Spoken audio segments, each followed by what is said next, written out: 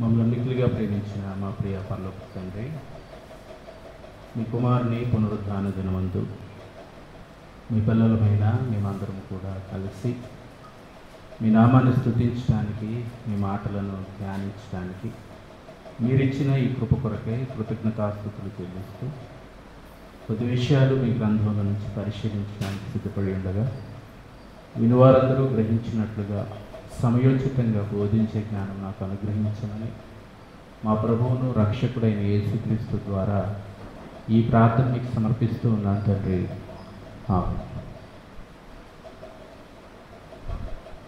శ్రీవనదేవుని వారు కొన్ని ప్రాముఖ్యమైన సంగతులను ఈరోజు మనమంతా బైబిల్లో నుంచి పరిశీలనగా నేర్చుకుందాం.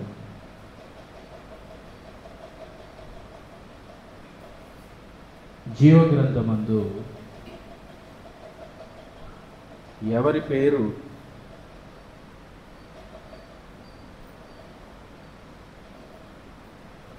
వ్రాయబడి ఉంటుంది? జీవగ్రంథమందు ఎవరి పేరు వ్రాయబడి ఉంటుంది అనే విషయాన్ని బైబిల్ నుంచి మనమంతా పరిశీలనగా నేర్చుకుందాం.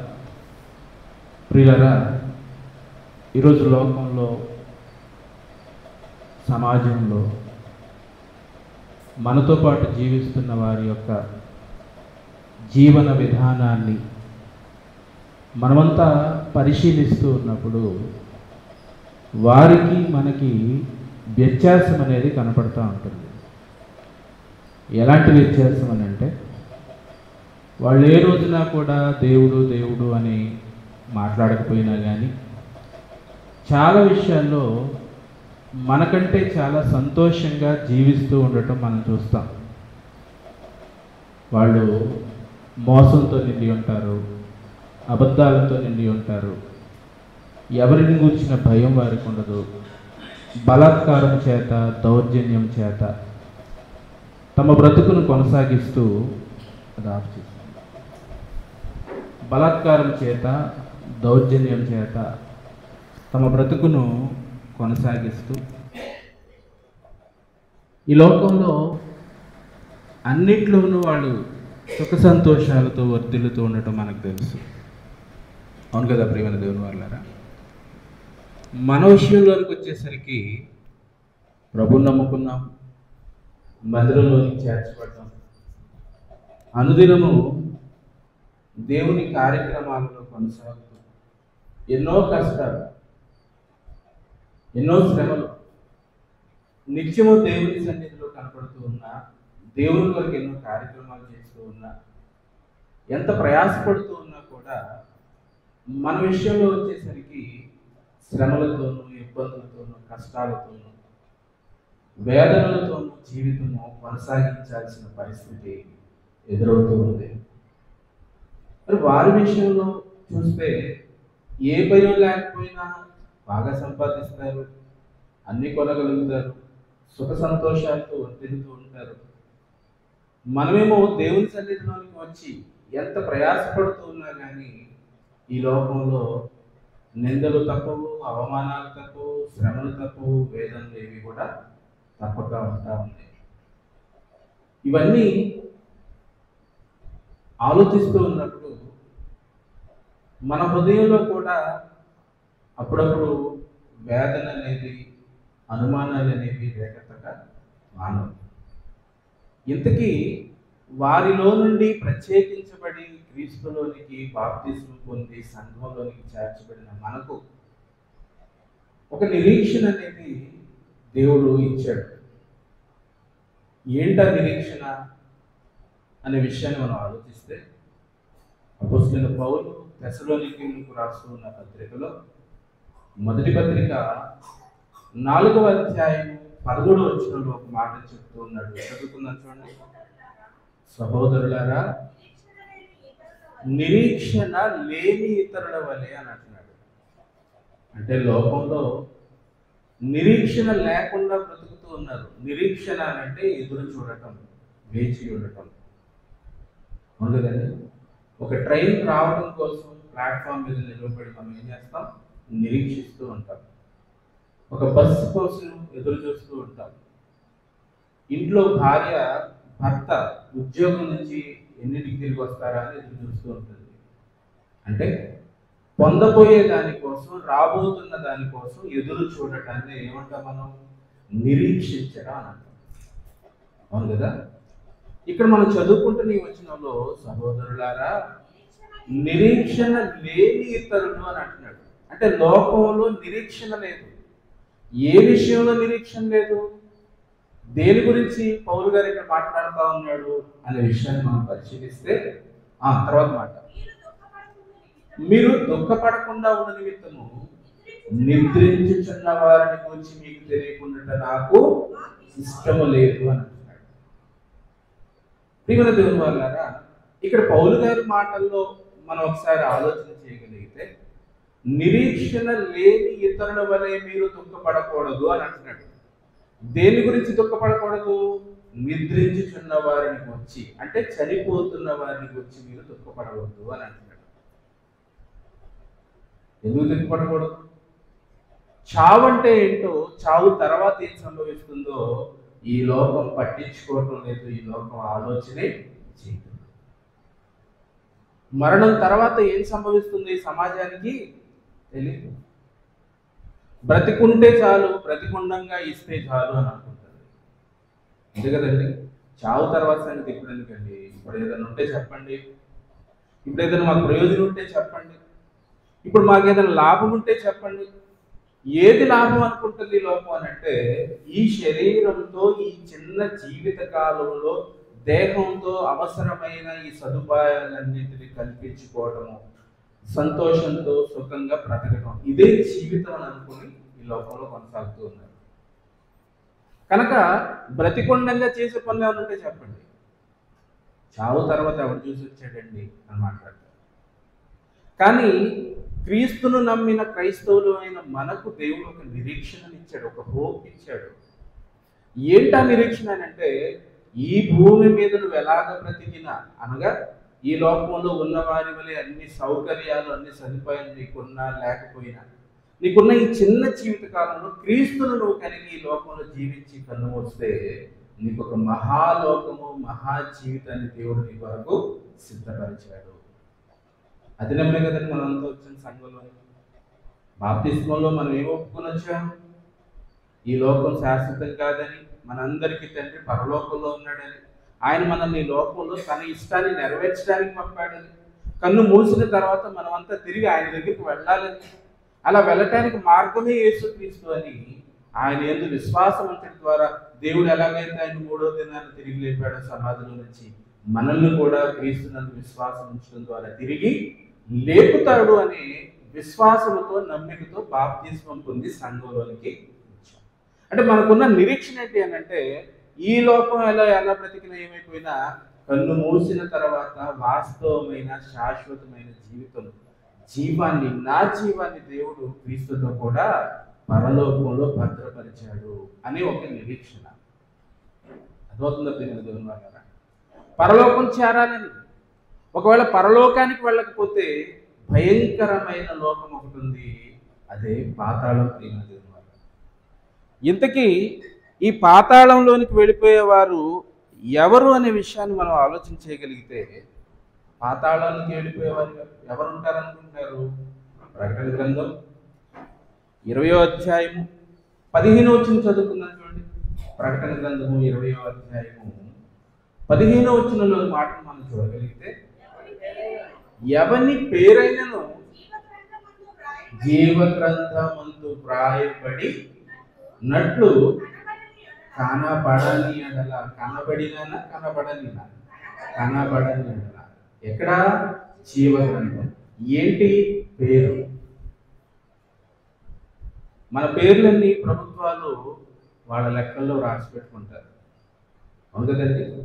మన గురించి ఎవరికి తెలియదని మనం అనుకుంటాం, కానీ మొత్తం DNA అంతా చేతుల్లో పెట్టుకున్నారు, ఆధార్ కార్డు రూపంలోను అనేక రకాలైన సదుపాయాల ద్వారా. ప్రియమైన దేవుని వాళ్ళారా, ఈ లోకాన్ని కలిగించి లోకానికి ప్రతి ఒక్కరిని పంపిస్తున్నది కన్నతండ్రి అయితే, ఆయన కూడా తన గ్రంథంలో మనం ఈ లోకానికి వస్తూ ఉన్న సందర్భంలో ఏం చేస్తున్నాడని చదువుకుంటాం. 139 కీర్తనలో, నా దినములన్నీ నీ గ్రంథములో లిఖితములాయను, వ్రాయబడి ఉన్నవి. భూమి మీదకి మనం రావటానికి మునిపే మన దినాలన్నీ కూడా దేవుని గ్రంథములో వ్రాయబడి ఉన్నాయి అనే సంగతిని మనం చదువుకున్నాం. అయితే ఈ లోకాన్ని విడిచిన తర్వాత వ్రాయబడే పేరు గురించి ఇక్కడ చెప్తూ ఉన్నాడు. విడిచిన తర్వాత ఏదైనా ఒక సందర్భాన్ని, ప్రభుత్వానికి సంబంధించిన పథకాలకు సంబంధించిన, ఉద్యోగాలకు సంబంధించిన విషయాలు మనం చూస్తే, సెలెక్ట్ అయిన వారికే పథకాలు అందుతాయి, సెలెక్ట్ చేయబడిన వారికి ఉద్యోగాలు వస్తాయి. అర్థమవుతుందా? మన పేరు ఎక్కడ ఉంటుంది? ఎవరైతే ఉద్యోగాన్ని సంపాదించుకున్నారో, అర్హత పొందారో వాళ్ళ జాబితా అంతా ఉద్యోగాన్ని ఇచ్చే వారి చేతుల్లో ఉంటాయి. అర్థమవుతుందా? ఇప్పుడు పరలోకాన్ని కూడా దేవుడు మనకి ఇవ్వబోతా ఉన్నాడు. ఆ లోకాన్ని ఇవ్వకపోవటానికి ముందు ఎవరెవరు ఆ లోకానికి అర్హత పొందారో ఆ పేర్లన్నీ రాసుకున్న గ్రంథమే జీవగ్రంథం. అర్థమవుతుందా ప్రియమైన దేవుని వల్ల? ఇక్కడ మనం చదువుకుని వచ్చినలో, ఎవని పేరైనను జీవ గ్రంథము నందు వ్రాయబడినట్లు కనబడని ఎడల, అంటే జీవ గ్రంథంలో ఎవరి పేరు లేదో ఆ జీవ గ్రంథంలో పేరు ఎవరిది కనబడలేదు. అలా కనబడని వాడు ఎక్కడికి వెళ్ళిపోతాడట? అగ్నిగుండములో పడవేయబడును. ఆలోచించండి ప్రియమైన. ఏదైనా పథకాన్ని ఇస్తున్నారు ప్రభుత్వం వాళ్ళు, నా పేరు రండి అని 1కి 10 సార్లు కౌన్సిలర్ చుట్టూ, ఎమ్మెల్యే గారి చుట్టూ, ఆ స్థానిక నాయకుల చుట్టూ, అధికారుల చుట్టూ తిరిగి అందులో పేరు నమోదు చేసుకునేదాకా నిద్రపోం. పుట్టారు పిల్లలు అనగానే బర్త్ సర్టిఫికేట్ మీద పేరు ఎక్కించేయాలి, చచ్చిపోతే డెత్ సర్టిఫికేట్ మీద పేరు ఎక్కించేయాలి. భూమి మీద లోకంలో ఉన్న ప్రతి పథకంలో మన పేరు ఉండాలి. అవును కదండి. ఈరోజు ప్రభుత్వాలు పథకాలు ఎన్నో ఇస్తూ ఉన్నారు. పేదలైన వారికి పాపం వాళ్ళు ఇవ్వడానికి ఎన్నో రూపొందిస్తే అవన్నీ అన్యాక్రాంతం అయిపోతూ ఉంది. ఎలా అనంటే, కోటేశ్వరుడు కూడా తెల్ల రేషన్ కార్డు తోటి ఆరోగ్యశ్రీ పథకాన్ని, అలాగే రకరకాలైన ప్రభుత్వ పథకాన్ని అనుభవిస్తూ ఉన్నాడు. అది తప్పు కదండి, అన్యాయం కదండి. నీకు ఆ రేషన్ కార్డు అనేది నీకు ఎలాగో నువ్వు సంపాదించుకుని ఉంటావు, కానీ నీ మనస్సాక్షి అనేది ఒకటి ఉంటుంది కదా. దేవుడు నీకు మనస్సాక్షి అనేది ఇచ్చాడు కదా. నీ మనస్సాక్షి నిన్ను ప్రశ్నిస్తూనే ఉంటుంది. మరి దాన్ని ఎందుకు నువ్వు పట్టించుకోవటం లేదు? నీకు బదులు ఇంకొకళ్ళు అనుభవిస్తారు కదా. నీకు బదులు లేనివాడు, తినటానికి లేనివాడు దాన్ని అనుభవించే అవకాశాన్ని నువ్వేం చేస్తున్నావు? నువ్వు దొంగతనంగా వారి ఆహారాన్ని, వారి యొక్క సదుపాయాన్ని నువ్వు దొంగిలిస్తూ ఉన్నావు. ఇలా ఈ లోకంలో ఉన్న పుస్తకాలలోనూ ప్రభుత్వ పథకాలలోనూ పేర్లు ఎక్కించుకోవడం పట్ల ఉన్న శ్రద్ధ, దేవుని యొక్క ఉన్న జీవ గ్రంథంలో ఎక్కించుకోవడం పట్ల ఉందా మనకి? ఎవరి పేర్లు ఉన్నాయి జీవ గ్రంథంలో? ఎలాంటి వారి పేర్లు రాయబడతాయి? మన పేరు ఉందా లేదా? ఒకవేళ లేకపోతే ఏం చేస్తే మన పేరు దేవుని తన గ్రంథంలో రాసుకుంటాడు? ఈ విషయాలు తెలుసుకోవడం ప్రతిగుణంగా చాలా అవసరం ఉంది. ఎందుకంటే మనం రాస్తున్న పరీక్ష ఏంటండి? మనం రాస్తున్నాం ఏంటండి, నాకు అసలు చదువు రాదండి అని ఒకవేళ మీరు అనుకుంటే, ఇది ఈ లోక విద్యకి సంబంధించింది కాదు.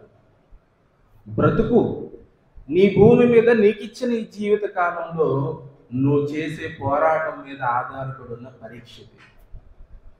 దోతుందా ప్రియమైన దేవుని వల్ల? ఆ పరీక్షలో నెగ్గాలి ఎట్టి పరిస్థితుల్లో. ఎందుకనంటే ఓడిపోతే చాలా భయంకరమైన నష్టం, చాలా తీవ్రమైన నష్టం. ఏంట నష్టం అని అంటే, యుగ యుగములు భయంకరమైన నిత్యాగ్నిలో చావని ఆత్మ, చావులేని ఆత్మ, ఆ భయంకరమైన పాతాళంలో, నిత్యాగ్ని దండలలో కాలుతూ ఉండవలసిందే, భయంకరమైన బాధ అనుభవిస్తూ ఉండవలసిందే. అది ఎలాగైనా తప్పించుకోవాలి. అలా తప్పించుకోవడానికి, మనల్ని పాస్ చేయించడానికి దేవుడు ప్రభువైన యేసుని లోకంలోకి పంపించాడు. పాతకాలంలో ఓల్డ్ ఎస్ఎస్ఎల్సి అనేవాడు. 10th క్లాస్ని ఓల్డ్ ఎస్ఎస్ఎల్సి అనేవాడు. ఆ పరీక్షలు ఎలా ఉండేవి అని అంటే, ఒకటి తప్పితే మొత్తం 6 పరీక్షలు రాయాల్సింది. ఒక పరీక్ష తప్పారనుకోండి, మొత్తం 6 పరీక్షలు తిరిగి రాయాల్సింది. అంటే సంవత్సరం అంతా మళ్ళా చదవాలి, మళ్ళా సబ్జెక్టులన్నీ పాస్ అవ్వాలి. అయితే ప్రభుత్వాలు వాళ్ళు ఆలోచించి ఏం చేశారనంటే, సప్లిమెంటరీ సిస్టమ్ అనేది తీసుకొచ్చారు. అంటే ఒకటి తప్పితే ఒకటి రాసి పాస్. ఇక అందులో కూడా గ్రేస్ మార్కులు వేసి పాస్ చేస్తూ ఉంటారు. కొన్ని సందర్భాల్లో కష్టపడి ఫీజు కట్టారు, పరీక్ష కష్టపడి రాశారు కనుక రైటింగ్ 2 మార్కులు వేద్దాము, లేదంటే దానికి వేద్దాం దీనికి వేద్దాం. ఎక్కువ శాతం మంది తప్పారనుకోండి, ఎక్కువ శాతం మంది 10వ తరగతిలో తప్పితే ప్రభుత్వాలు ఏం ఆలోచిస్తాయంటే, ఒక 2 మార్కులు కలిపితే ఎంతమంది పాస్ అవుతారు, బహుశా ఒక 1000 మందిలో పాస్ అవుతున్నారు అని అనుకుంటే గ్రేస్ మార్కులు అని ఇస్తారు. అంటే మనల్ని ఎలాగైనా గట్టెక్కించాలి అని ప్రభుత్వాలు ఎలాగైతే ఆలోచిస్తూ ఉంటారో, పరలోకమందున్న తండ్రి కూడా మనల్ని కోల్పోవటం ఇష్టం లేక మనల్ని ఎట్టి పరిస్థితుల్లోనూ తన యొద్దకు నడిపించడం కొరకు, రప్పించుకోవడం కోసమే మన కొరకు ఆయన మహాకృపను సిద్ధపరిచాడు. ఆ కృప పేరు ప్రభువైన యేసుక్రీస్తు. ఆయన ఈ లోకంలోనికి శరీరధారిగా వచ్చి మనం ఎట్టి పరిస్థితుల్లోనూ నిత్యాగ్నిలోనికి వెళ్ళనీయకుండా చేయడానికి, మనం చేసే ప్రతి విధమైన పాపం నుండి మనల్ని విమోచించి, క్షమించి, పరిశుద్ధులుగా మనల్ని మార్చడానికి శిలువలో తన రక్తాన్ని చిందించాడు, తన ప్రాణాన్ని అర్పించాడు శిలువలో. ఆయన నామములో క్షమించమని అడిగితే తండ్రి ఏం చేస్తా ఉన్నాడు? మన పాపాలన్నీ క్షమించేస్తూ ఉన్నాడు. ఇంత గొప్ప కృపను దేవుడు మనకు అనుగ్రహించాడు. పరిశుద్ధాత్మని వరాన్ని అందించాడు. పరిశుద్ధాత్మ మన హృదయంలో ఉండి నిరంతరము మనలో ఉన్న అనుమానాలను, మనలో ఉన్న పాప సంబంధమైన క్రియలన్నింటినీ కూడా సరిచేస్తూ, మనల్ని హెచ్చరిక చేస్తూ, మనస్సాక్షి ద్వారా గద్దిస్తూ, దేవుని కొరకు బ్రతికేలాగా మనల్ని ప్రోత్సహించడానికి ఇన్ని ఏర్పాట్లు దేవుడు చేశాడు.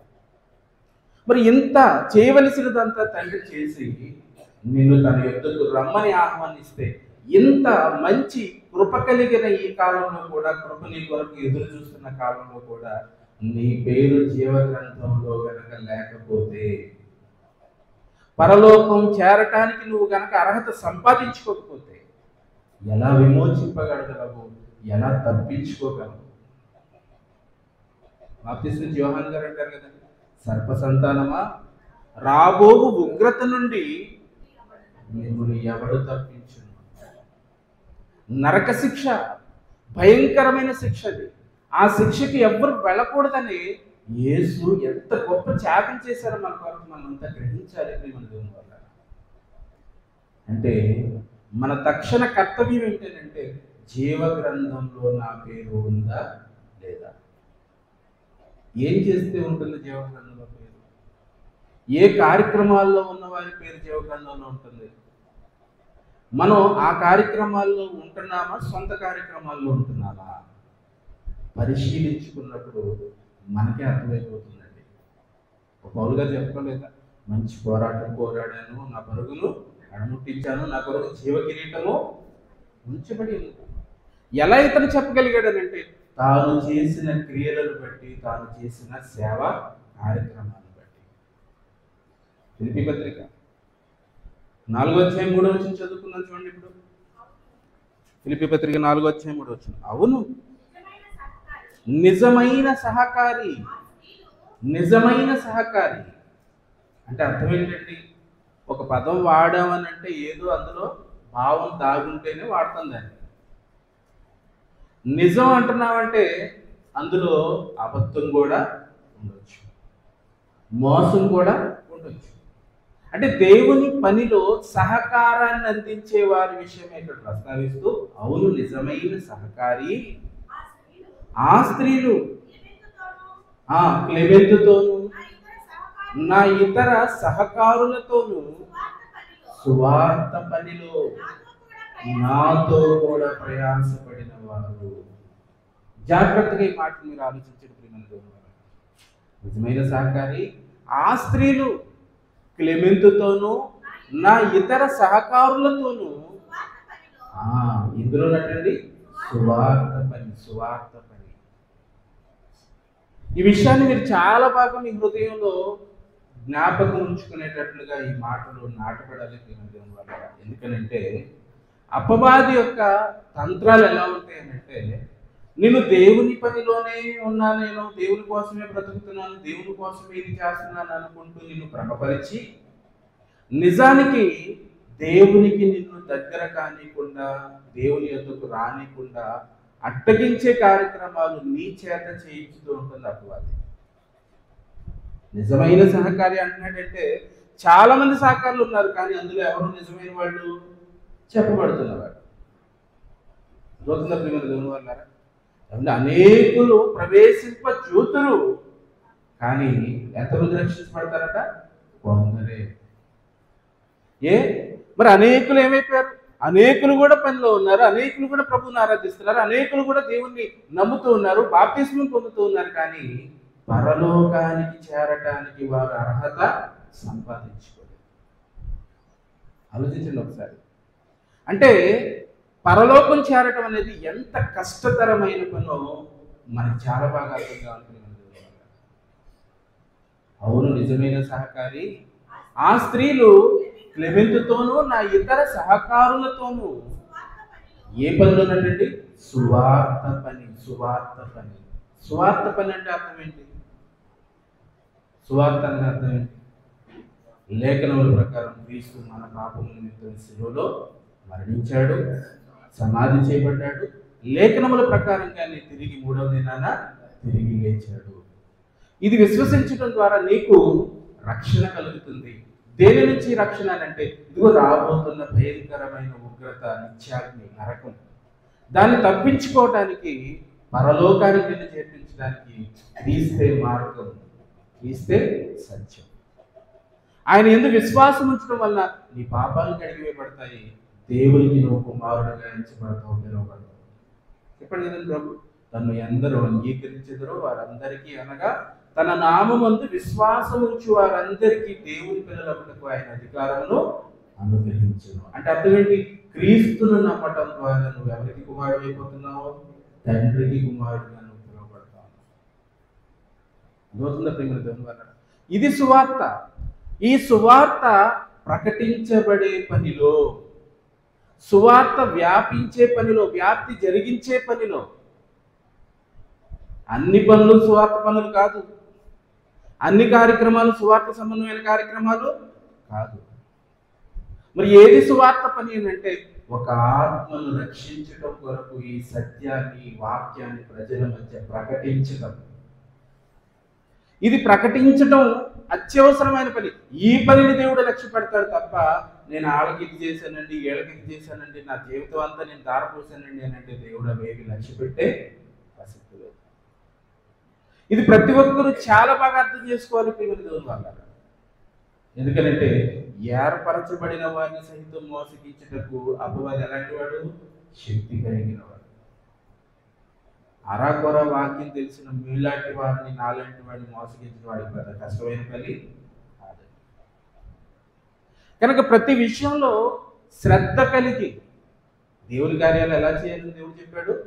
యెహోవా కార్యమును అశ్రద్ధగా చేయవాడు శాపగ్రస్తుడు. ఎలా చేయాలి మరి?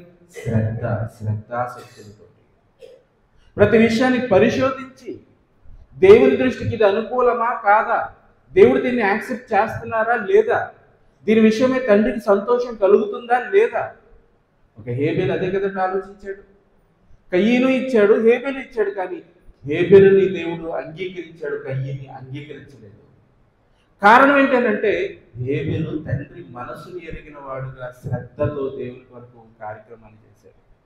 మరి ఈ రోజున చేసేవారిలాగా కనపడుతున్నారు, కష్టపడుతున్న వారిలాగా కనపడుతున్నారు, కానీ దేవుని దృష్టిలోనికి మాత్రం, ఆయన లెక్కల్లోనికి మాత్రం వెళ్ళకుండా పోతా ఉన్నారు.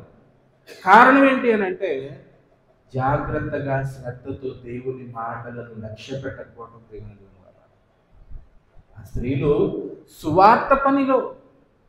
సువార్త పనిలో నాతో కూడా ప్రయాసపడిన వారు గనుక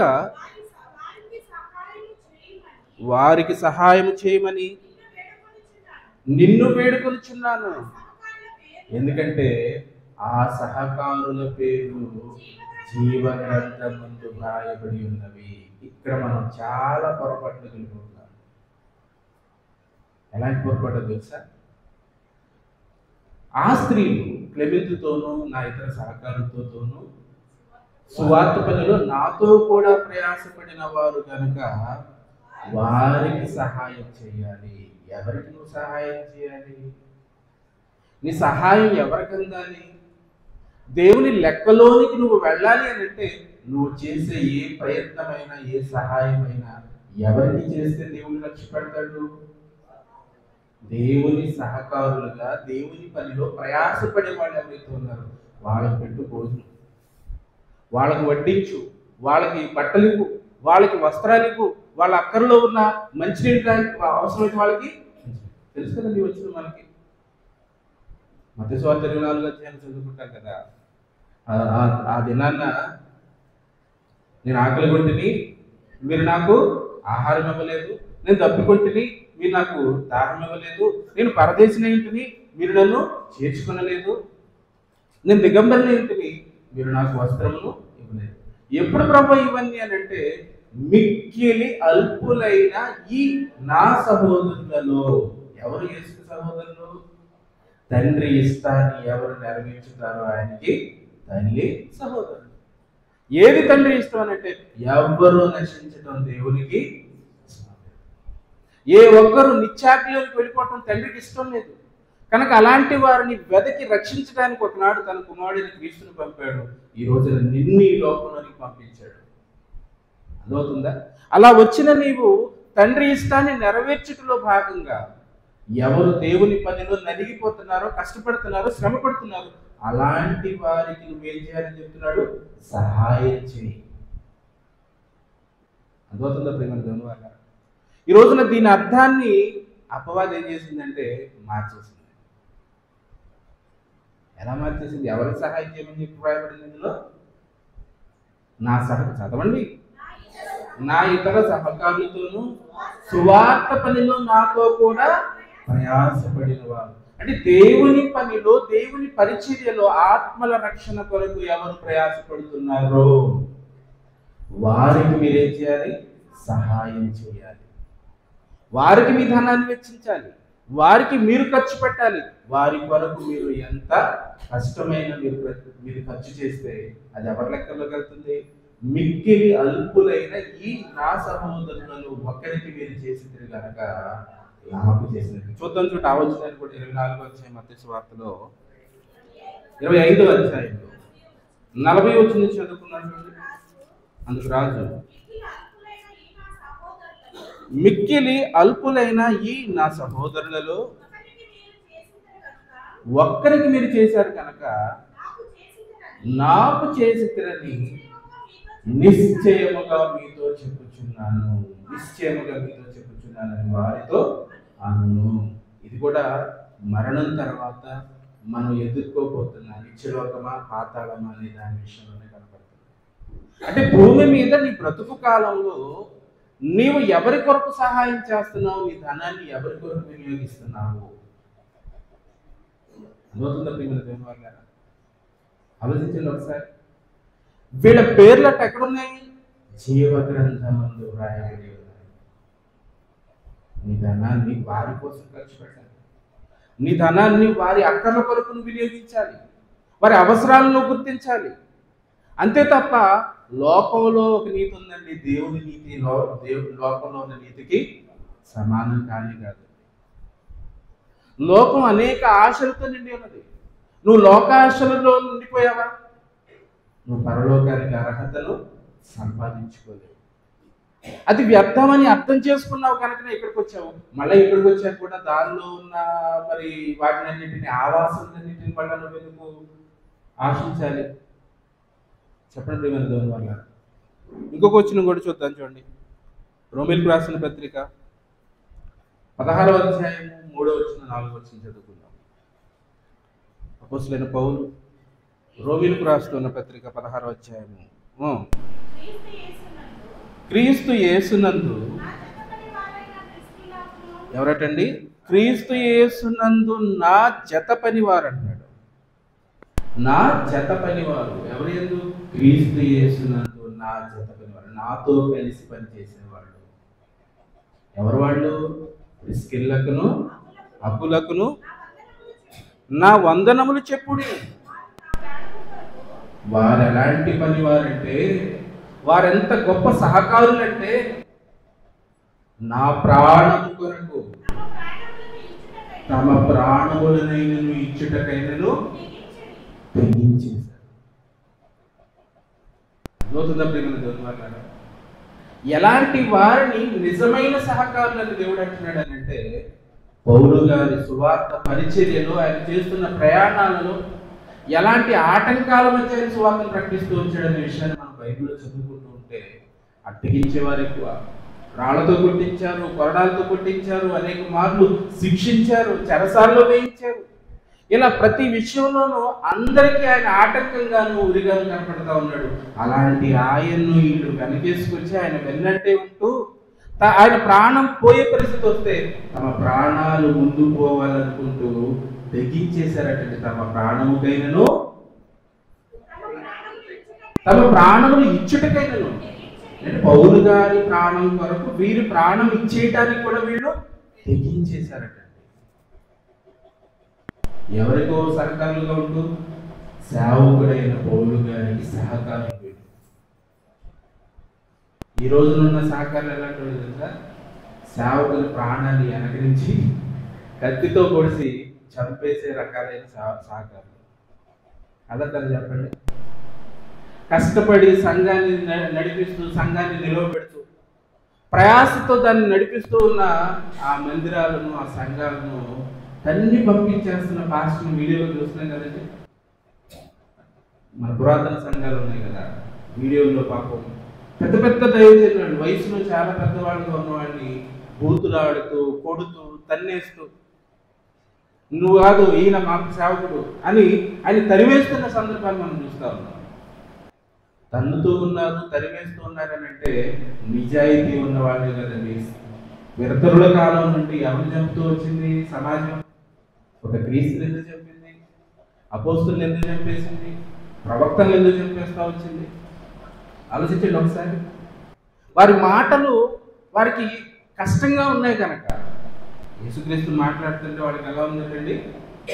వాళ్ళు నోరుతూ తీవ్రమైన ఆగ్రహం తెచ్చేసుకుని ఈయన ఎలా చంపేద్దామా, చంపేయాలన్నంత కోపం వచ్చేసింది అని అంటే ఎలాంటి తీవ్రమైన మనస్సులు కలిగిన వారుగా ఉన్నారు సమాజంలో.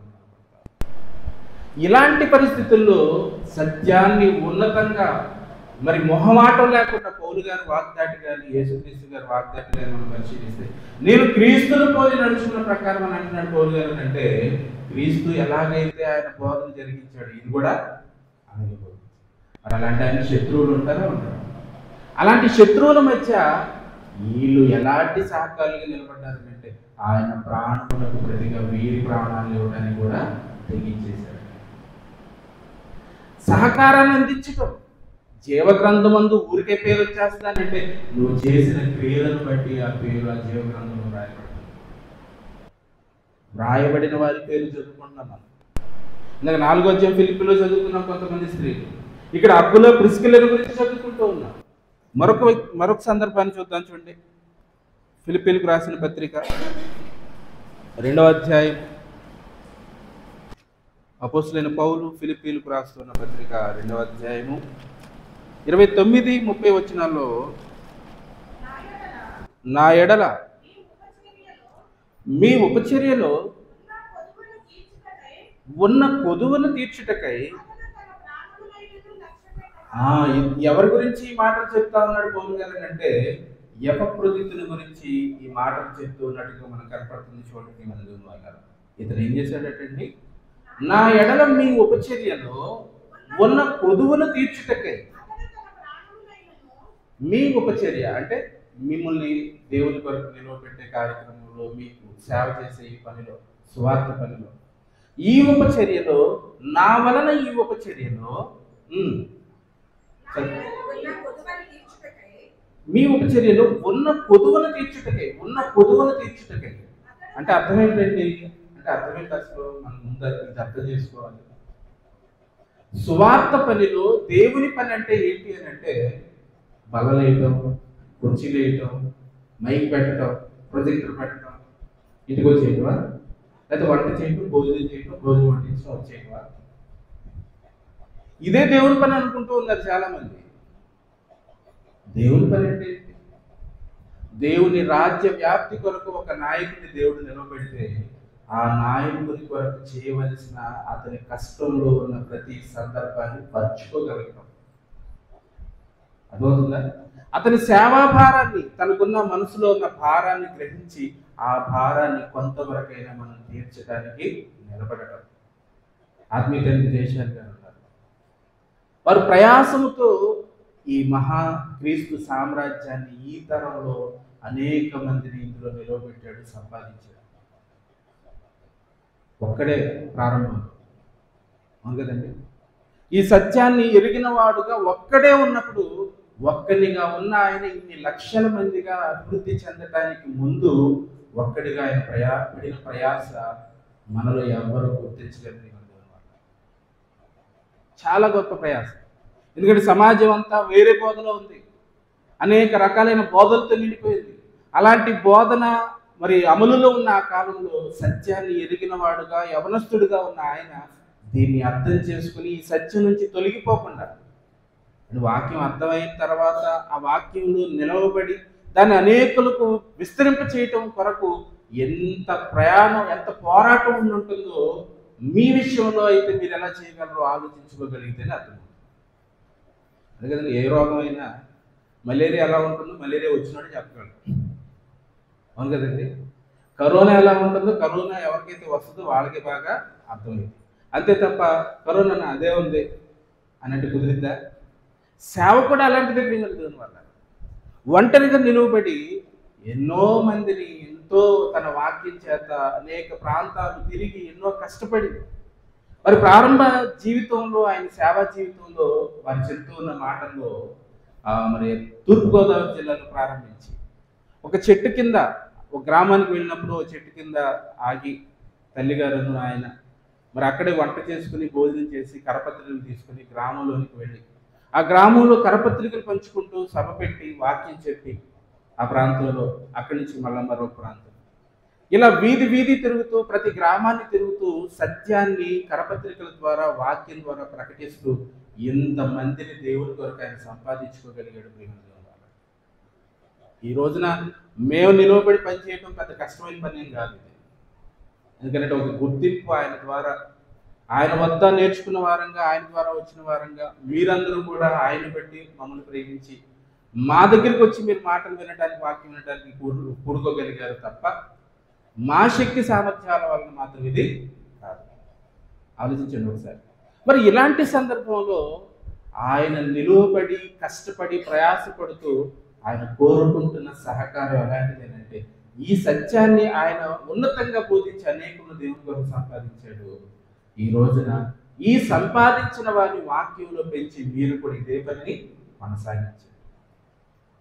అంటే ఏం చేయాలి? వారి భారాన్ని పంచుకొని, వారి యొక్క హృదయ భారాన్ని అర్థం చేసుకొని అనేకులకు ఈ వాక్యాన్ని సంపూర్ణంగా నేర్పించడం పట్ల శ్రద్ధ కలిగి పని చేయగలిగే వారుగా ఉండాలి. అప్పుడు ఆయనకి నిజమైన సహకారంగా ఉండగలుగుతారు. అలాగే మీ వద్దకు వచ్చిన నాయకులైన వారికి మీరు ఎలాంటి సహకారం అందించగలుగుతూ ఉన్నారు? ఆలోచించండి ఒకసారి. మనకి సంఘంలో ఎవరి కష్టాల్లో ఉన్నారు, ఎవరి ఇబ్బందుల్లో ఉన్నారు, సేవకుడు ఎలా ఉన్నాడు, ఆయన పరిస్థితి ఎలా ఉంది, ఇవన్నీ మనకు అనవసరం అండి. మనకి పేరు కావాలి, ప్రతిష్ట కావాలి, గొప్పతనం కావాలి, అవును కదండి? నేను చాలామంది చూస్తూ ఉంటాను, వాళ్ళు పలానా వారికి పంచారు, పలానా వారికి పెంచారని పంపుతూ ఉంటారు. అయితే ఆ పంచేవారు స్థానిక నాయకులు, సేవకుడైన వారి విషయంలో ఏమైనా ఏ రోజైనా ఆలోచించారా, సహాయం అందించారా అని మాత్రం ఆలోచిస్తుంటారు. అనేక కళాశాలలు సేవకుల్ని దర్శిస్తూ ఆయా ప్రాంతాలకు వెళుతూ ఉన్నప్పుడు సంఘం వల్ల ఎలాంటి సహాయము, సహకారము సేవ విస్తరణ విషయంలో, సేవను విస్తరింపచేసే విషయంలో ఎలాంటి సహాయము సంఘం ఇవ్వగలుగుతుందనే సంగతులను ఆలోచిస్తూ ఉంటే ఏమీ లేదండి, ఏమీ ఉండదు కూడా. కారణం ఏంటంటే ఒక రకంగా లోకంలో ఉన్న వారిని ఆలోచిస్తే జీతం పడిన వెంటనే 10వ వంతు తీసుకొచ్చేసి ఆ సేవకుడికి ఇచ్చేస్తాడు. జీతంలో 10వ వంతు అంటే 40,000 4,000 ఆయన వెళ్ళిపోతుంది. మనం సేవకునికి ఇవ్వాల్సిన అవసరం లేదు. దేవుని కోసం, దేవుని కార్యక్రమాల కోసం ఖర్చు పెట్టగలుగుతున్నారు. కనీసం 10వ వంతు. ఇక్కడ మనం నేర్చుకున్న జ్ఞానం ఏంటంటే, నీకున్నదంతా దేవునికి ఇచ్చాడు. నీ సంపాదన అంతా ఇచ్చి దేవుని జ్ఞానంలో నేర్చుకో అని దేవుడు చెప్పాడు. మనం సంపాదనలో 1వ వంతు కూడా ఇవ్వమన్నాం. మన పేరు ఎందుకు ఉంటుందంటే జీవగ్రంథంలో ఖచ్చితంగా ఉండదండి. నిజం. ఇక్కడ చదువుకుంటున్న వాళ్ళు ఏమంటే ఎవరైనా ఉద్యోగాన్ని సంపాదించారంటే వాళ్ళకు వచ్చిన అర్హతను బట్టి, వాళ్ళకున్న సామర్థ్యాన్ని బట్టి తీసుకున్నారని అర్థం. అంతే కదండి. సెలెక్ట్ అయిపోయిన వాళ్ళలాగానే నీకు కూడా మార్కులు వస్తే నువ్వు కూడా ఆటోమేటిక్గా సెలెక్ట్ అవుతావు. ఇప్పుడు పరలోకానికి అర్హత సంపాదించుకున్న వారి పేర్లు చదువుకున్నాం ఇక్కడ మనం. అవును కదండి. ఒక అబ్దుల్లా, ప్రిస్కిల్లా, ఒక ఎపఫ్రొదితు, అది గురించి ఏమని రాయబడింది మళ్ళీ చదువుతాం చూడండి. నా ఎడల మీ ఉపచర్యలో ఉన్న పొదువ అంటే సంఘంలో సేవా విషయంలో ఉన్న పొదువుగా ఉన్న వాటి విషయంలో సహాయాన్ని, సహకారాన్ని అందించడం పట్ల శ్రద్ధ ఉందా? ఏదో ఆదివారం అలా వచ్చి కూర్చొని వెళ్ళిపోతే పరలోకాలు వేస్తాడండి దేవుడు. ఏం నేర్చుకున్నారు? వాక్యం. బైబిల్లో ఎన్ని అధ్యాయాలు నేర్చుకున్నారు? బైబిల్లో ఏ విషయాల పట్ల మీకు అవగాహన ఉంది? బైబిల్ని నేర్చుకోవాలని దేవుడు చెప్పలేదని అనుకుంటున్నారా? చాలా తప్పులోకి వెళ్ళిపోతున్నారు, మీరు పొరపాటు పడిపోతున్నారు. ఇది ఇలాగే ఉంచి ఎబ్రిల్ పత్రిక 5వ అధ్యాయం 12వ వచనం ఒకసారి చదువుకుందాం చూడండి. ఎబ్రిల్ రాసిన పత్రిక 5వ అధ్యాయం 12వ వచనంలో మాట మనం చూడగలిగితే, కాలమును బట్టి చూస్తే మీరు ఎలా ఉండాలట? బోధకులుగా ఉండాలి. ఏ కాలాన్ని బట్టి చూస్తే మీరు మందిరానికి రావడం ప్రారంభించిన తర్వాత బాప్తిస్మం పొంది సంఘంలో చేర్చబడిన నాట నుండి ఇప్పటికి ఎన్ని సంవత్సరాల కాలం అయిందనంటే 5 ఏళ్ళు అయిపోయిందా? 10 ఏళ్ళు అయిపోయిందా? అయితే ఈ పాటికి మీరు ఎలా ఉండాలి? బోధకులుగా ఉండవలసిన వారి ఉండగా. ఎవరు? పలానా వారు అని చెప్పట్లా. మరి ఎవరి గురించి చెప్తున్నాడు అని అంటే అందరి గురించి చెప్తున్నాడు. ప్రియమైన దేవుని వాళ్ళ సంఘంలోనికి చేర్చబడిన వారు అందరి గురించి మాట్లాడుతూ ఉన్నాడు. కాలమును బట్టి చూస్తే మీరు బోధకులై ఉండవలసిన వారై ఉండగా దేవోక్తులను అనగా దేవుని గురించిన సువార్త విషయంలో మొదటి మూల పాఠాలను ఒకడు మీకు మరలా బోధింపవలసి వచ్చాను. ఇది కూడా మూల పాఠమే. సంఘంలోనికి వచ్చిన తర్వాత నువ్వు దేవుని కార్యక్రమాలకు, దేవుని రాజ్య వ్యాప్తిలో నీ ప్రయాస ఏంటి, నీ కష్టం ఏంటి, నీ త్యాగం ఏంటో నువ్వు ఒకసారి ఆలోచించుకోవాలి. దేవుని వాళ్ళ మొదటి మూలపాఠములను ఒకడు మీకు మరలా బోధింపవలసి వచ్చెను. ఆలోచించడం ప్రియమైన దేవుని వాళ్ళారా. మొదటి మూలపాఠములను ఒకడు మీకు మరలా బోధింపవలసి వచ్చెను.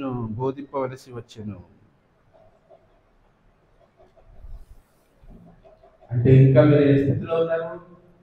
పాలు త్రాగవలసిన వారే కానీ బలమైన ఆహారమును తినగలిగిన వారు కాదు. మీరు ఇంకా పాలు త్రాగవలసిన వాళ్ళే. ఆలోచించడం ప్రియమైన దేవుని వాళ్ళారా. మీరందరూ వాక్యం నేర్చుకొని సువార్తలో సేవకునికి సహకారులుగా ఉండవలసిన స్థితిలో ఉన్నారు. అంటే అర్థం ఏంటి? వారం కార్యక్రమాలన్నీ మీరు రండి, మీరు చెయ్యండి, మీరు ఈ పనిలో ఉండండి, మీరు కూడా రండి, ఇది పెంపించుకుంటారంటే ఇంకా అర్థం ఏంటి? తిన్నానని ఎప్పుడు పెడుతుందండి అమ్మ పిల్లలకి? చెప్పండి. తల్లులు ఉన్నారు కదా. తిన్నానా అని ముద్ద కలిపి ఎప్పుడు పెడతావు? పసివాడిగా ఉన్నప్పుడు పెడతావు. ఆడు గాడిదల్ని ఎదిగిన తర్వాత తిన్నానా అని అంటారా? నెత్తి మీద ఒకటేసి తినరా అంటారు. అవును కదండి. తిను అని అవసరమైతే చెంప మీద, నెత్తి మీద ఒకటేసి తినని కొడతారు. ఎందుకంటే ఎదిగాడు కనుక. ఇంకా మీరు దేవుని పనిలో ఉండండి, కాలం ముగించబడతా ఉంది, దేవుని రాజ్యం మరి పరలోక రాజ్యం చాలా సమీపంగా ఉంది, మనం త్వరగా ప్రభు సన్నిధిలోకి వెళ్ళిపోవాలి, ఏ క్షణమైన ప్రభు వచ్చేయొచ్చు, పరిస్థితులన్నీ తారుమారైపోతా ఉన్నాయి, యేసుక్రీస్తు చెప్పినట్లుగా ఆయన రాకడానికి ముందు సంభవించే సంఘటనలన్నీ మన కళ్ళ ముందు కనపడతా ఉన్నాయి. ఇంకా ఈ లోకం కోసం మీరు ఆలోచించకండి అని ఈ సంగతులన్నీ వివరిస్తా ఉన్నా, బోధిస్తా ఉన్నా కూడా స్పృహ లేకుండా, చలనం లేకుండా, దేవుని పట్ల ఏ విధమైన ఆసక్తి లేకుండా బ్రతుకుతూ ఉంటే మన పేరు జీవగ్రంథంలో బంగారు అక్షరాలతో ఉంటుందా, తుడిచివేయబడి ఉంటుందా? చెప్పండి. స్కూల్ అటెండెన్స్ పుస్తకం ఉంటుంది కదండి, అందులో కూడా పేరు ఉంటుంది. ఎప్పుడు ఉంటుంది అది? ఒక లిమిట్ ఉంటుంది. మానేయడానికి కూడా ఎన్ని రోజులు సెలవు పెట్టాలో లిమిట్ ఉంటుంది. నెలకి 4 రోజులు వచ్చి 26 రోజులు స్కూల్ మానేసాడు అనుకోండి, ఏం చేస్తారు చెప్పండి? స్కూల్ యాజమాన్యం ఆడి పేరు కొట్టేసి, ఆడి పేరు మీద ఒక టీసీ రాసి, వీడు మా బడిలో పనికిరాడు, ఇది తీసుకెళ్ళిపోండి ఆడ పేరెంట్స్ పిలిచి ఇచ్చేస్తారు. ఇప్పుడు దేవుని జీవ గ్రంథంలో పేరు కూడా కొట్టివేయబడటానికి హేతువేమై ఉండొచ్చు అంటారు చెప్పండి? నువ్వు దేవుని కొరకు చేసే పని, ప్రయాస, ఏ పనిలో ఉన్నావు? సువార్త పనిలో, క్రీస్తు పనిలో సహకారిగా ఉన్నావా? నీ సొంత పనిలో, నీ కార్యక్రమాల్లో ఉన్నావా? ఆలోచించడం ప్రియమైన దేవుని వారలారా. కొరింథీయులకు రాస్తూ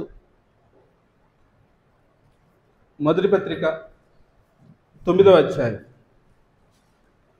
అపోస్తలుడైన పౌలు కొరింథీయులకు రాస్తున్న మొదటి పత్రిక 9వ అధ్యాయము 22-23 వచనాలు చదువుకుందాం చూడండి. బలహీనులను సంపాదించుకొనుటకు ఎలా ఉన్నాడటండి? బలహీనులకు నేను బలహీనులను సంపాదించుకొనుటకు నేను బలహీనుడనైతిని. ఏ విధము చేతనైనను కొందరిని రక్షించవలనని ఈయన ఆశ, ఈయన తపనంతా దేని కొరకు తెలుసా? ఏ విధము చేతనైనను కొందరిని రక్షించుకోవటానికి నేను అందరికీ అన్ని విధముల వాడనైతిని. ఆలోచించడం వల్ల సువార్త అంత అత్యవసరమైనది. ఈ భూమి మీద మనం బ్రతికున్నామంటే దేని కొరకు బ్రతికున్నాం చెప్పండి? బ్రతికున్నామనంటే ఆయన పని చేయాలి, చనిపోతే దేవునికి లెక్క చెప్పాలి. బ్రతికున్నాం కనుక ఇప్పుడు ఏం పనిలో ఉండాలి? మనం ఆయన తండ్రి పని మీద ఉండాలి. ఏంటి తండ్రి పని? అనేకులు నశించిపోతున్నారు, మారు మనసు లేక నశించిపోతున్న వారిలో ఒక్కరిని మీరు రక్షిస్తే పరలోకమందున్న తండ్రికి ఏం కలిగింది? సంతోషం. మరి పరలోకమందున్న తండ్రిని సంతోషింప చేయటం కొరకు మీరు ఆయన పనిలో ఉన్నారా, లేదా భూమి మీద సంపాదించుకునే పనిలో ఉన్నారా? చెప్పండి. భూమి మీద బ్రతకటం కొరకు అవసరత ఉంది కనుక దాని ఒక పార్ట్ అంతే. అది నువ్వు వెళ్ళవలసిన లోకం మరొకటి ఉంది, వాస్తవమైన లోకం మరొకటి ఉంది. నువ్వు చేరవలసిన లోకం అది ఎవరో చేరేది కాదు. కన్ను మూసిన తర్వాత నువ్వు చూడబోయే లోకం అది. ఈజీ అనుకుంటున్నారా? ఏ క్షణం వరకు ఉంటామో, ఏ క్షణం వెళ్ళిపోతామో ఈ లోకంలో ఎవరికి తెలియదండి. పరిస్థితులన్నీ తారుమారైపోతా ఉన్నాయి. ఒక తమ్ముడు నాకు ఈ మధ్య ఫోన్ చేశాడు, ఇవాళ కూడా మెసేజ్ పెట్టాడు. 4 సంవత్సరాలు తండ్రి పనిలో ఉన్నాను అన్నయ్య, మరో 4 సంవత్సరాలు లోకంలో కలిసిపోయాను, అనేక అలవాట్లకు బానిస అయిపోయాను. అయితే మొన్న నాకు కాల్ చేశాడు, మళ్ళీ ఈరోజు మెసేజ్ పెట్టాడు. మీరు చెప్పిన తర్వాత ఇక నేను ఆ అలవాట్లు మానుకొని మందిరానికి వెళ్ళాలనుకుంటున్నాను, నేను వెళుతున్నాను అన్నయ్య అని వెళ్ళి మళ్ళీ మెసేజ్ పెట్టాడు నాతో. నేను ఎవరి వైపు చూడన్నా, నాకు అర్థమైపోయింది అన్నయ్య, ఇదిగో సముద్రంలో అనేక రకాలైన భయోత్పాతాలు కనపడతా ఉన్నాయి, వాతావరణంలో మార్పులు కనపడతా ఉన్నాయి, ప్రభు రాకడ సమీపించిందని నాకు అర్థమైపోతుంది. నేను ఎలా ఉంటే నేను పాతాళానికి వెళ్ళిపోతానన్న సంగతి నాకు అర్థమైపోయింది. ఇదిగో నేను దేవుని సన్నిధికి వెళ్తానని అని మెసేజ్ పెట్టాడు. పిల్లరా, ఈరోజు నిరంతరము దేవుని మాటలు వింటున్న మీలో ఆయన పని పట్ల, దేవుని రాజ్య వ్యాప్తి పట్ల మీకున్న శ్రద్ధ ఏంటి? మీరు సంఘ వ్యాప్తి కొరకు మీరు చేస్తున్న సహకారం ఏంటి? ఏ పనిలో సహకారులుగా ఉన్నారు? నిజమైన సహకారులుగా ఉన్నారా, లేదా సహకారులుగా పిలువబడుతూ పేరుకు మాత్రమే సహకారులుగా ఉన్నారా? నిజమైన సహకారులు చేసే పని ఏంటి అని అంటే, పౌలు గారి సంకల్పాన్ని, ఆయన ఉద్దేశాన్ని, ఆయన యొక్క ఆశను గుర్తెరిగి ఆయన ఆశ నెరవేర్చబడటం కొరకు ఆయన చేసే ప్రతి పనిలోనూ సహకారాన్ని అందిస్తూ వచ్చేసారు. అందుకే బైబిల్లో ఉన్నాయండి వాళ్ళ పేర్లు. ఒక అకులా ప్రిస్కిల్లా, ఒక ఎపఫ్రోదితు, అలాగే క్లెమెంతు, ఆ తర్వాత ఇతర స్త్రీలు, వీళ్ళందరి యొక్క పేర్లు బైబిల్లో దేవుడు రాయించేశాడనంటే వారు చేసిన చిన్న చిన్న ఉపచర్యలు. ఒక తబిత అనే స్త్రీ, ఆవిడేం చేసేది? ఆ వస్త్రములు కుట్టేదండి. ఇది కూడా దేవుడు రాయిస్తాడు. అవును, దేవుని పనిలో ఉన్న వారి యొక్క అక్కరలను తీర్చడానికి, వారి అవసరతను తీర్చడానికి, దేవుని సువార్త ఇంకా వేగంగా ప్రకటించబడటానికి, అనేక ప్రాంతాలకు అది విస్తరించడానికి మీ వంతు సహాయము సహకారము మీరు ఇవ్వగలిగితే మీ పేర్లు కూడా ఎందులో ఉంటాయి? జీవగ్రంథంలో ఉంటాయి. ఇవ్వటం అంటే డబ్బులు తెచ్చి ఇవ్వటం కాదు. చేయటం అని అంటే కానికి ఇచ్చేయటం కాదు. కొంతమంది డబ్బులు ఇచ్చేసి సువార్తకి నేను ఇచ్చేసాను అనుకుంటారు. కొరింథీయులకు రాసిన మొదటి పత్రిక ముగించేస్తాను, 13వ అధ్యాయం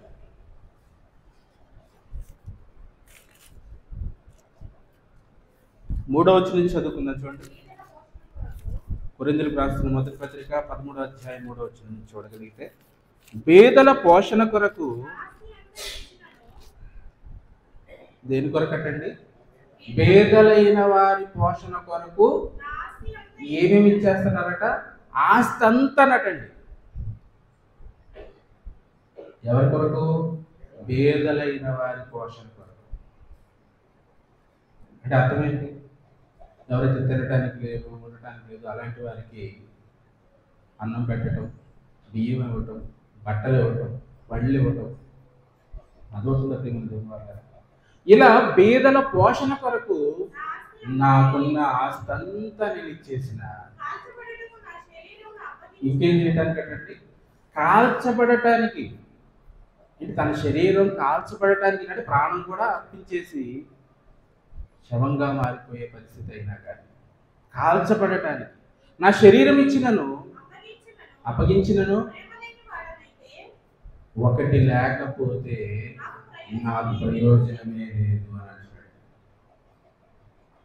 అంటే భూమి మీద దేవుడు నీకు ఇచ్చిన బ్రతుకు కాలంలో అన్నిటికంటే దేవుని సంకల్పానుసారంగా, ఉద్దేశానుసారంగా ప్రథమమైనది, అవసరమైనది, ఉపయోగమైనది ఏది అని అంటే, ఉత్తమమైనది ఏది అని అంటే ప్రేమ.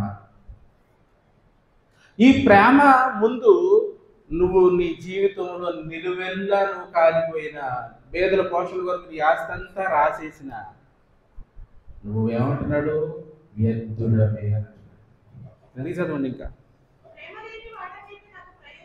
ప్రయోజనమేమి లేదు. ఆలోచించడం ప్రియమైన దేవుని వాళ్ళ. పై మాటను కూడా చూద్దాం. మనుషుల భాషలతో, దేవదూతుల భాషలతో నేను మాట్లాడినను, ప్రేమ లేని వాడిని మోగిడి కంచును గణగణలాడు తాళనయందును, ప్రవచించి కృపావరము కలిగి మర్మములన్నీ జ్ఞానమంతయు ఎరిగిన వాడనైనను. ఇదేంకా క్వాలిఫికేషన్ చెప్పండి. ప్రవచించే కృపావరం అంటే బోధించే కృపావరము. ఇంకేం బోధించగలడు? మర్మములన్నీ బోధించగలడు. జ్ఞానమంతా తెలిసి తనకి, అంతే కదండి. జ్ఞానమంతా తెలుసు, వాక్యం అంతా తెలుసు, బాగా బోధించగలడు, మర్మములన్నీ చాలా బాగా ఒప్పగలడు. కొండలను పెకిలింపగల పరిపూర్ణమైన విశ్వాసము గలవాడనైనను. ఏంటండి ఇది? మామూలు సందర్భాలు ఇవి. ఎలాంటి విశ్వాసం అట? కొండలను పెకిలింపగల పరిపూర్ణమైన విశ్వాసం. ఆవగింజంత విశ్వాసం ఉంటే ఈ కొండల్ని అక్కడ పడమంటే పడిద్దని ప్రభు చెప్పారు. ఇప్పుడు ఏళ్లకున్న విశ్వాసం ఎలాంటిదనంటే కొండల్ని పెకిలింపగలడటండి, అంటే బద్దలు చేయగలడు. అలాంటి విశ్వాసం కలిగి ఉన్నాడు. గలవాడనైనను, ప్రేమ లేని వాడనైతే నేను వ్యర్థుడను. వ్యర్థుడను అంటే వేస్ట్. అంటే భూమి మీద భక్తి, నాకు భక్తి, ఫలానా వాటిలో నేను శ్రేష్ఠుడిని, ఫలానా విషయంలో నేను గొప్పవాడిని, ఫలానా విషయంలో నేను ఉత్తీర్ణుడును అని అనుకుంటున్న వారు ఎవరైనా ఉంటే భక్తి విషయంలో, వాళ్ళందరికీ దేవుడు చెబుతున్న సారాంశం ఏంటి అని అంటే ప్రేమ వీటన్నిటికంటే గొప్పది. ఈ ప్రేమ లేకపోతే నువ్వు వేస్ట్ అన్నాడు. వ్యర్థుడంటే అర్థం ఏంటి? వేస్ట్. ఏదైనా వేస్ట్ అనే దాన్ని ఎక్కడ పారేస్తుంది? తీసుకెళ్ళి కూర్చోవరు పారేస్తుంది. వ్యర్థమైన వారిని కూడా దేవుడు తీసుకెళ్ళి పారేసేది ఏది? డస్ట్బిన్. అదే పాతాళము, నిత్యాగ్ని దండన. ఏది అవసరమైందనంటే ప్రేమ. ప్రేమ లేకపోతే వ్యర్థం, ప్రేమ లేకపోతే ఉపయోగం లేదు, ప్రయోజనం లేదని అంటున్నాడు దేవుడు. ఇంతకీ ప్రేమ అంటే ఏంటి? ఏంటండి ప్రేమ అంటే యోహాను మొదటి పత్రిక 3వ అధ్యాయం 16వ వచనం చదువుకుందాం. యోహాను రాసిన మొదటి పత్రిక 3వ అధ్యాయం 16వ వచనం చదువుకుందాం చూడండి.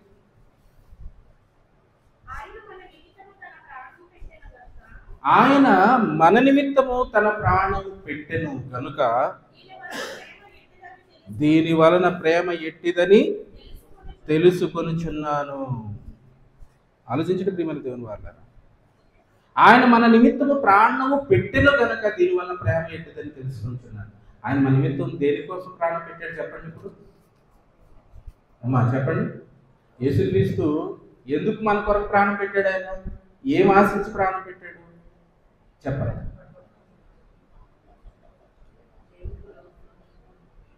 ఏం ఆశించి ప్రాణం పెట్టారు?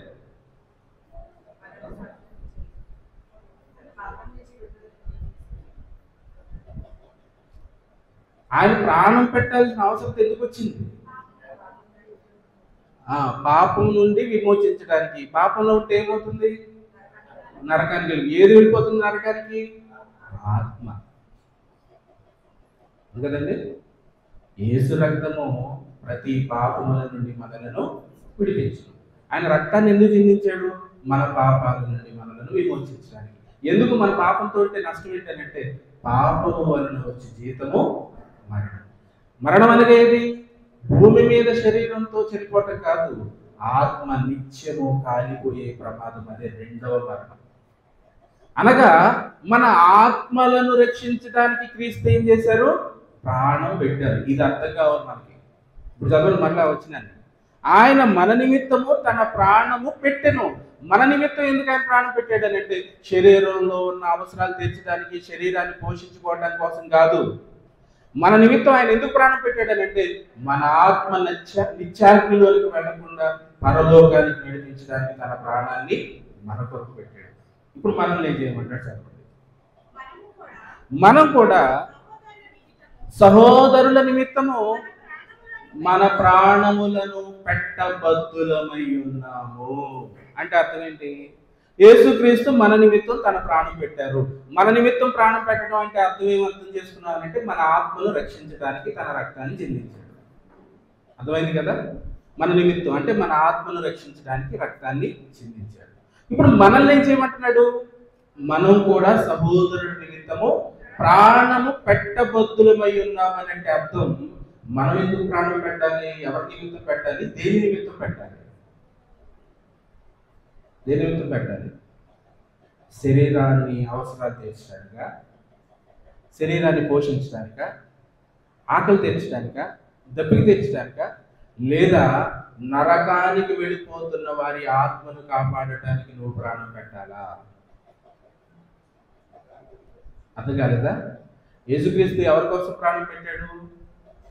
మన శరీరాలకు మంచి రొట్టెలిచ్చి, ఆహారం ఇచ్చి, భుజింప చేసి, సుఖంగా, సంతోషంగా, ఆరోగ్యంగా ఉండటం కోసం ఆయన బలైపోలేదు. మరి దేనికి బలైపోయాడు? మనం చస్తే నరకానికి వెళ్ళిపోతాం కనుక, ఆ నరకానికి తీసుకెళ్లేది మనలో ఉన్న పాపం కనుక, ఆ పాపం కడిగివేయబడటం కోసం పరిశుద్ధమైన తన రక్తాన్ని మన కొరకు చిందించాడు.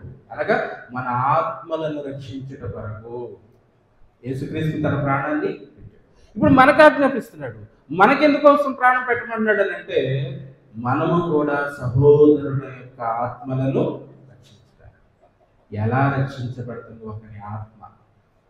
యాకోబు పత్రిక 1వ అధ్యాయం 21వ వచనం చదువుకుందాం. యాకోబు రాసిన పత్రిక 1వ అధ్యాయం 21వ వచనం. అందుచేత సమస్త కల్మషమును, వెర్రవీగుచున్న దుష్టత్వమును మాని లోపల నాటబడి మీ ఆత్మలను రక్షించుటకు శక్తి గల వాక్యము. ఆగుదాం. లోపల నాటబడితే ఏది? వాక్యం. ఏం జరిగిందట? మీ ఆత్మలు రక్షించబడతాయి. మీ ఆత్మలు రక్షించబడతాయి. ఒకని ఆత్మను రక్షించడానికి యేసుక్రీస్తు తన ప్రాణాన్ని పెట్టాడు ఈ లోకంలో, మనందరి ఆత్మను రక్షించడానికి. నువ్వు ఈ లోకంలో ఉన్నది ఎందుకో తెలుసా? నీ ప్రాణం పెట్టి ఇతరుల ఆత్మలను నువ్వు రక్షించాలి. వాళ్ళు రక్షించబడాలంటే నువ్వు పెట్టవలసింది బియ్యంతో వండిన అన్నం కాదు, దేవుడు అక్షయమైన ఆహారంగా మనకి ఇచ్చిన వాక్యం అనే ఈ ఆహారాన్ని వారికి భుజింపచేయాలి. సువార్త కొరకు ఖర్చు పెట్టాలి. సువార్త వ్యాప్తి కొరకు మీరు విస్తరించి పని చేయాలి. సహకారులుగా ఉండాలి. అర్థమవుతుందా దేవుని దేవుని వారు? ఏమంటాడండి? మీ ఆత్మలను రక్షించుటకు శక్తి గల వాక్యమును సాత్వికముతో అంగీకరించండి. వాక్యముతో ఆత్మ రక్షించబడుతుంది. ఈ వాక్యము సమాజంలో విస్తరింప చేయటం కొరకు మీరు ప్రయాసపడితే మీరు చేసిన చిన్న సహాయం. ఒకరికి వాక్యం వినిపించడానికి మీరు బండిలో ఆయిల్ కొట్టించుకొని కష్టపడి అక్కడ దాకెళ్ళారా? మీ ప్రయాసం అర్థం కాదు.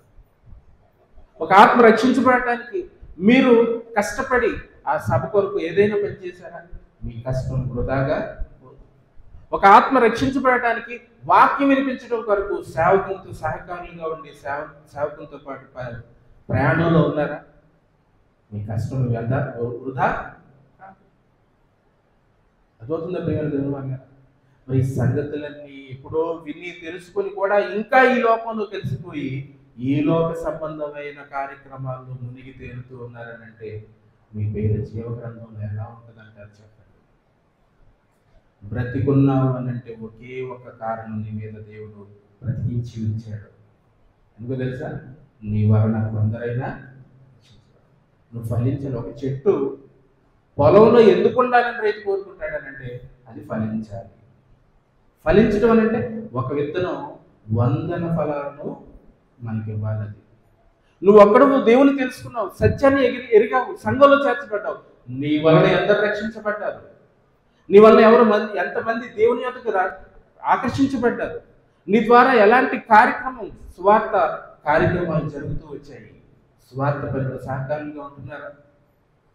సువార్త పరిచర్యలో సేవకుని యొక్క మనసెరిగి ఆయన ఆలోచన చొప్పున దేవుని రాజ్య వ్యాప్తి కొరకు ప్రయాసపడతా ఉన్నారా? సహకారులుగా ఉంటున్నారా? కష్టపడగలుగుతున్నారా? పౌలు గారు మొదటి పత్రిక కొరింథీయులకు రాసిన 9వ అధ్యాయం 16వ వచనంలో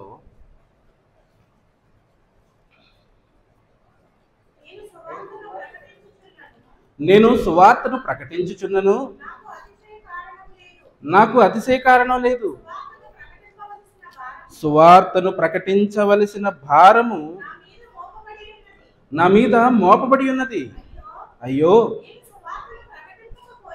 నేను సువార్తను ప్రకటింపకపోయిన ఎడల నాకు శ్రమ. సువార్తను నేను ప్రకటించకపోతే నాకు శ్రమ. నేను శ్రమ పడాలనుకోవటం లేదు, నేను ఇబ్బంది పడాలనుకోవటం లేదు, నేను ఈ భయంకరమైన ఈ శ్రమలో చిక్కుకోవాలనుకోవటం లేదు అంటే ఇక్కడే మనకు ఒక విషయం అర్థమైపోవాలి. ఏ విషయం అర్థమైపోవాలి? సువార్తను ప్రకటింపకపోయిన ఎడల నాకు శ్రమ అన్నాడు. ప్రకటిస్తే శ్రమ ఉందా? ప్రకటించకపోతే శ్రమ. ఆలోచించండి ఒకసారి దేవుని. అయ్యో, సువార్తను ప్రకటింపకపోయిన ఎడల నాకు శ్రమ. ఈ లోకంలో కన్ను మూసిన తర్వాత మన సువార్త పనిలో ఉంటే మన ఆలోచనలు ఎలా ఉంటాయి చెప్పండి. దేవుని రాజ్యవ్యాప్తిలో సువార్తలు రోజు సువార్త కార్యక్రమంలో ఉన్నాం అనుకోండి, ఎలా ఉంటుంది మన ఆలోచనలు? ఈ లోకం మీద దేని మీద ఆశ ఉండదు, ఏ సంపాదించాలన్న ధ్యాస ఉండదు, అది లేదు ఇది లేదని గోల అంతకంటే ఉండదు. ఎప్పుడు పరలోక సంబంధమైన మాటలే వింటూ ఉంటాం కనుక ఇంకా ఎంతమందికి చెప్తాము, ఇంకెన్ని ప్రాంతాలకు వెళ్దాం, ఎన్ని ప్రాంతాల్లో దేవుని రాజ్యాన్ని వ్యాప్తి చేద్దాం. ఇలాంటి ఆలోచనలతో ఈ భూమి మీద ఈ జీవన సంబంధమైన రకరకాలైన ఆశలు దురాశలు ఏవి లేకుండా నెమ్మదిగా సమాధానంతో సంతోషంతో నిద్రపోగలుగుతాం. అదే లోకంలో ఉన్నాం అనుకోండి, అనేక వార్తలు వినపడతాయి. మన దురదృష్టం కొద్దీ మనం వినే వార్తలన్నీ కూడా మనకి టెన్షన్ పెట్టే వార్తలే. మనం టెన్షన్ పెట్టే వార్తలు ఏంటో తెలుసా? సునామీ కాదు, భూకంపం కాదు, సముద్రం మీదకి వచ్చేది అంతకంటే కాదు. మరి ఏది మనం టెన్షన్ పెట్టేది అంటే, ఫలానా రాజారావు గారు 3 అంతస్తుల బిల్డింగ్ కట్టాడంట, ఫలానా సుజాతమ్మ గారు మెడలోకి 100 గ్రాములు బంగారం కొనుక్కుంటాడట, ఫలానా ఎల్లమ్మ ఎకరం పొలం ఉందంట, ఫలానా సుబ్బమ్మ ఆ లోన్లో వాళ్ళు ఇప్పటి స్థలం కూడా ఆడుకునేసి. ఇవన్నీ అన్నప్పుడు నాకు ఎలా అనిపిస్తుంది? నా పిల్లలు ఎందుకు పోతారు, నేను ఎందుకు పోతాను? అవును కదండి. ఇలాంటి మాటలు ఆలోచనతో ఉన్న వాళ్ళందరినీ ప్రభు ఒకే మాటతో చెప్పాడు, వెర్రి వారలారా. రేపు ఏం సంభవించినో మీకు. మనిషికి చింత ఎప్పుడు వస్తుందనంటే గడిచిపోయిన దినాల గురించి ఆలోచించినప్పుడు, రాబోయే దినాల్ని ఆలోచించినప్పుడు. నువ్వు ఈ రోజు బ్రతకరా నాయన అంటే మనల్ని దయ్యం ఏం చేసిందంటే, పోయిన కాలం అంతా వేస్ట్ అయిపోయింది చింత, రాబోయే కాలం ఆశ కూడా లేదు నాకు, నేను ఇంకేం సంపాదిస్తాను, నా వయసు అయిపోయింది, నాకు అది అయిపోయింది, ఇది అయిపోయింది, నాకు ఉద్యోగం రాదు, నాకు వ్యాపారంలో అభివృద్ధి లేదు, ఇక నా జీవితం అంతే అయిపోయినట్టే. ఈ రోజులో ఉండవా ఇక? చెప్పండి మిమ్మల్ని చదువు. ఈ చింతల చేత దేవుని కార్యక్రమాలను విస్మరించి సమయం అంతా దుర్వినియోగపరుచుకుంటుంది లోకం. చివరిగా యాకోబు పత్రిక 5వ అధ్యాయం 19వ వచనం చదువుకుందామండి. యాకోబు రాసిన పత్రిక 5వ అధ్యాయం 19వ వచనం. నా సహోదరులారా, మీలో నా సహోదరులారా అనగా దేవుని ఇష్టాన్ని నెరవేర్చే దేవుని పిల్లలైన వారు, సంఘంలో ఉన్నవారు, పరిశుద్ధులైన వారు, మీలో ఎవడైనను అనగా వాక్యము నుండి తొలగిపోయినప్పుడు, ఎవడైనాను సత్యము నుండి తొలగిపోవడం అంటే వాక్యం నుండి తొలగిపోవడం. వాక్యం నుండి తొలగిపోవడం అంటే అర్థం ఏంటి? వాక్య సంబంధమైన కార్యక్రమాలు చేయటం మానేసి లోక సంబంధమైన కార్యక్రమాల్లో మునిగిపోవడం. అర్థమవుతుందా? వాక్యము నుండి తొలగిపోయినప్పుడు మరి ఒకడు అతనిని సత్యమునకు మళ్ళించిన ఎడల. ప్రేమ అంటే ఏంటో చెప్తున్నాడు ఇక్కడ. ఆత్మను రక్షించడం ప్రేమ. అయితే ఆత్మను ఎలా రక్షించాలి? మీలోనే ఒకడు, చాలా మంది సంఘంగా కూర్చోబడ్డారు, దేవుడు పంపించాడు, సంఘంలో చేర్పించాడు. కానీ కొంతమంది మాయ మాటల చేత దూరం అయిపోతూ ఉంటారు. కొంతమంది ప్రవర్తన చూసి అసహించుకుని వెళ్ళిపోతూ ఉంటారు, వాక్యానికి దూరం అయిపోతూ ఉంటారు. ఇప్పుడు అలాంటి వారిని, సంఘానికి వెళ్ళిపెట్టి వారిని మీరెవరు విడిచిపెడతారని అంటే, వాళ్ళ ఫోన్లో రోజు కాంటాక్ట్లో ఉంటారు, రోజు మాట్లాడుతూ ఉంటారు. వాళ్ళు మందిరానికి రాకపోయినా ఏ రోజును కూడా ఆరాధనకు రండి, మీరు కూడా సంఘానికి రండి అని పొరపాటు కూడా మాట్లాడారు. మీకే చెప్తున్నాడు దేవుడు. ఏమని చెప్తున్నాడు సభను? నా సహోదరులారా, మీలో ఎవడైనా సత్యం నుండి తొలగిపోయినప్పుడు మరి ఒకడు అలా వాక్యానికి దూరం అయిపోయిన వాడిని తిరిగి మరలా సంఘానికి, వాక్యానికి దగ్గరికి తీసుకుని రాగలిగిన ఎడల పాపిని వాని తప్పు మార్గము నుండి మళ్ళించేవాడు మరణం నుండి ఒక ఆత్మను రక్షించి అనేక పాపములను కప్పివేయనని తాను తెలుసుకొనవలెను. అంటే అర్థమైంది, ఆరాధనకు రాకుండా, వాక్యాన్ని వినకుండా, దేవుని పనిలో లేకుండా ఒకనాడు వచ్చి దేవునికి దూరం అయిపోయిన వాడితో స్నేహం చేస్తున్నావు, కానీ వాడి ఆత్మ రక్షించబడాలని ఏ రోజులు కూడా వాడిని గద్దించి తీసుకురావడానికి మాట్లాడలేదు. నువ్వే సాకాలి. చెప్పండి.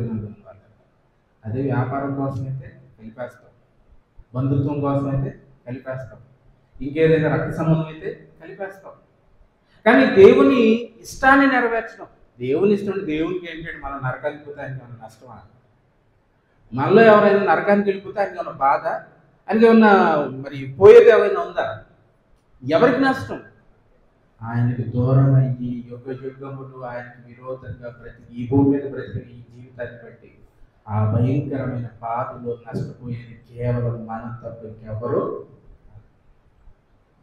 నీ బాధ నీదే, నీ భార్య తీర్చుది ఆ బాధను. నీ భార్య బాధ ఆవిడదే, ఆవిడ భర్త బాధను తీర్చే అవకాశం ఆవిడకి ఉండదు.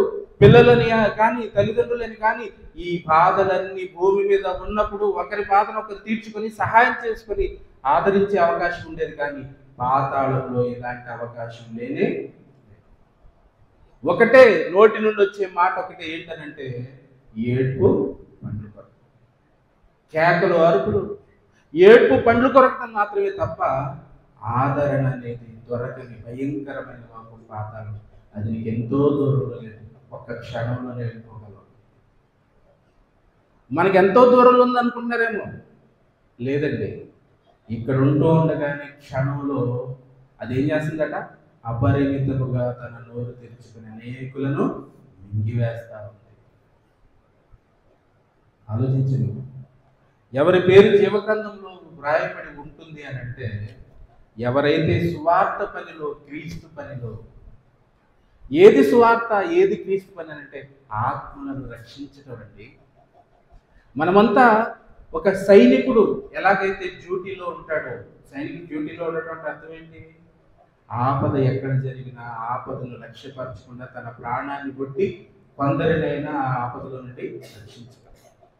ఈరోజు క్రీస్తు సైనికులుగా మనల్ని కూడా దేవుడి ఈ లోకంలో, ఈ తరంలో ఉంచింది కొందరినైనా అగ్నిలో నుండి లాగినట్లుగా రక్షించడానికి నిన్ను బ్రతికించి ఉంచాడు. నీకు అర్థమైతే, పరలోకం చేరాలన్న ఆశ నీకుంటే, నీ పేరు జీవ గ్రంథంలో వ్రాయబడాలని అంటే భక్తుల జీవితంలో వారు చేసిన పనులను కళముంచారు. విని గ్రహించిన వాటి చొప్పున సువార్త వ్యాప్తి కొరకు, దేవుని ఆశ నెరవేర్చడం కొరకు, ఆత్మల రక్షణ కొరకు ఇక నుంచైనా కష్టపడడానికి, ప్రయాసపడడానికి సిద్ధపడితే మీ పేర్లు కూడా ఏదైనా ఉంటాయి జీవ గ్రంథంలో ప్రార్థన చేస్తుంది. పరిశుద్ధులైన తండ్రి, నేను చదువుకున్న విన్న ప్రతి మాట కూడా సత్యం తండ్రి. మాకేం తెలియదు తండ్రి, ఈ లోకంలోకి వచ్చాం.